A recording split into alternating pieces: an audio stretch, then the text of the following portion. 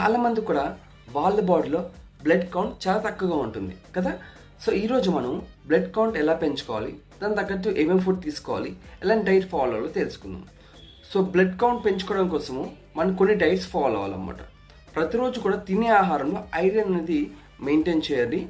ఎప్పుడైతే మీ బాడీలో ఐరన్ ఎక్కువగా ఉంటుందో ఆటోమేటిక్గా బ్లడ్ కౌంట్ అనేది పెరగడానికి అవకాశం ఎక్కువగా ఉంటుంది.